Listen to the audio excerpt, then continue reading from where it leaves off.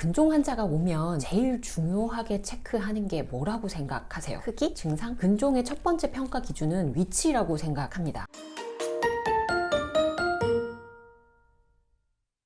안녕하세요.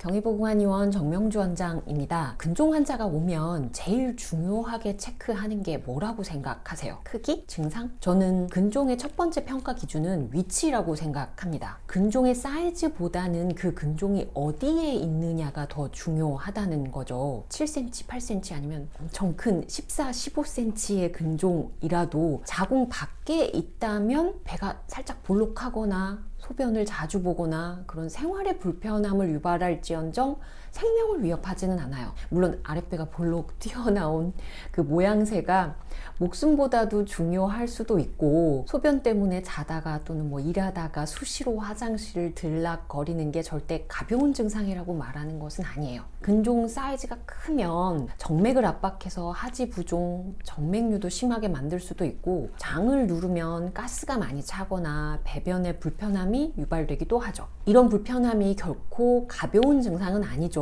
다만 과다출혈에 비해서는 비교적 조절과 관리가 용이한 증상이기 때문에 이렇게 말을 하게 되는 것입니다. 출혈 과다가 계속되면 뒤따라오는 증상이 빈혈이죠. 빈혈의 증상은 검색해보면 아시겠지만 어지럼증, 가슴 두근거림, 숨참, 피로감, 무기력, 집중력 장애, 두통, 식욕저하, 변비, 탈모, 손톱 모양이 이상해지는 등등 정말 많은 증상들이 있는데요. 전신의 혈액순환량과 영양 공급에 문제를 일으키다 보니 이렇게 많은 증상이 일어나게 되죠. 중요한 건 이 증상만으로 끝나는 게 아니라 계속 진행될 경우 전신의 영양과 산소 공급이 안 되니 심장뿐 아니라 세포와 조직, 면역 기능에 장애를 줄 수 있기 때문에 빈혈에 대해서는 상당히 주의를 기울일 수밖에는 없습니다. 그래서 출혈 과다를 유발하는 자궁 근종이 있는 분들은 산부인과를 가게 되면 수술이나 호르몬제, 미레나 같은 치료를 적극적으로 권유를 받게 됩니다. 지금 말씀드릴 분도 마찬가지인데요. 나이는 만으로 46세, 30대에 검진을 했을 때 아무런 이상이 없었는데 최근 검진하니까 2cm와 1cm의 작은 근종이 있다는 얘기를 들었습니다. 증상은 과다월경.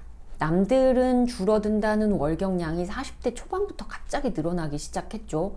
거기에 두통이 너무 심해 일상생활이 불가능했어요. 진통제로도 조절이 안 됐었거든요. 생리양은 많아지고 월경 주기는 짧아져서 더 자주 증상에 시달리게 됐고요. 출혈 과다 이외에도 소화불량, 잦은 소변의 잔뇨감, 배뇨통, 열은 올랐다 내렸다, 안면 홍조, 피부 발진, 아랫배 팽만감, 가슴 두근거림과 답답함, 불안감, 숨참, 한숨이 많아지고 잠드는 데까지 시간은 오래 걸리고 자고 일어나면 손발이 퉁퉁 부었다고 해요. 오래전에 원형 탈모가 있었지만 한동안 괜찮았었는데 지금 다시 탈모가 심해지기 시작했고요. 소화가 너무 안 돼서 늘 음식 종류에 신경을 쓰지만 더부룩하고 트림, 울렁거림, 토할 것 같은 느낌의 속쓰림, 신물 올라오는 느낌까지 얘기를 하다 보니 안 아픈 곳을 찾는 게 더 쉬울 정도예요. 출산도 다 했겠다, 좀 있으면 폐경도 될 거고 증상들은 심각해지니 적출하자, 당연한 선택지이죠. 쓸모를 다한 장기를 계속 가지고 있다가 몸이 망가지느니 차라리 골칫덩어리를 없애자 하는 것이 제일 편하지 않겠느냐는 유혹. 장기라는 게 아무리 기능이 끝나 보여도 하는 일이 없어 보일 뿐이지 우리 몸이 살아있는 동안은 저마다 자기 몫의 기능을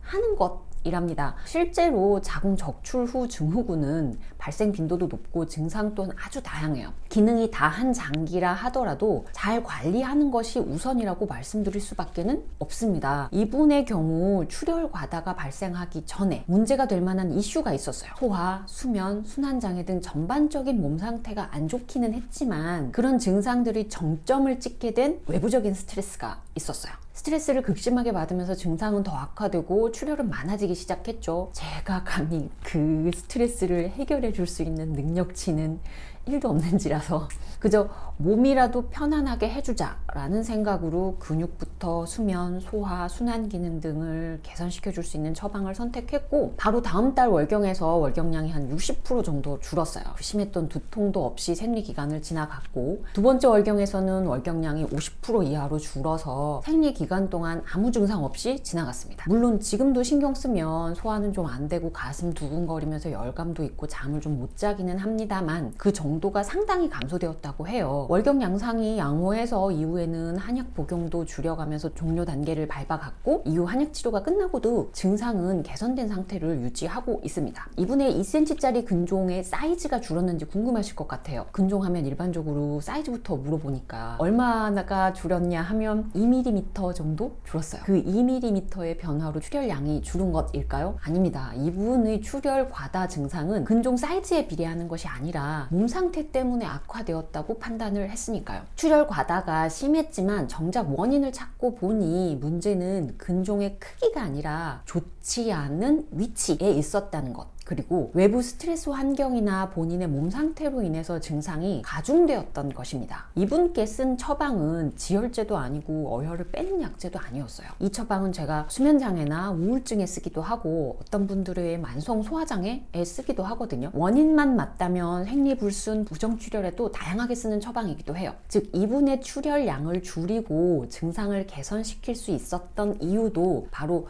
원인을 조절할 수 있었기 때문입니다. 근종 때문에 그냥 수술로 자궁을 드러낼 것이냐, 폐경이 언제 될지 모르지만 버텨볼 것이냐, 실제로 그 고민을 하다가 시간을 지체한 분들도 상당히 많습니다. 현재 내 상황에서 각 선택지의 득과 실을 잘 따져보고 취할 수 있는 조치는 빨리 취하는 게 고생을 덜하는 방법이에요. 저 또한 치료를 하다가 수술을 권유드리는 분들도 있고, 수술 예약이 되어 있던 분들을 수술 없이 잘 넘어가게 해드린 경우도 있습니다. 초진으로 오는 근종 환자분들 중 상당수가 진료 중에 이 내용을 같이 고민하게 되는데요. 일단 결론을 내리게 되면 그 선택에 대한 최선의 노력을 합니다. 이분도 과다출혈로 3년간을 고생을 했는데 2, 3개월 만에 증상이 개선된 걸 겪고 나니 그동안 왜 그렇게 고민만 했을까 하시더라고요. 여성질환에 있어서 통증을 참는 것과 과다출혈을 견디는 것은 그다지 좋은 방법은 못 됩니다. 장고 끝에 악수를 두게 되는 사태가 벌어질 수도 있으니까요. 도움이 되셨기를 바랍니다. 감사합니다.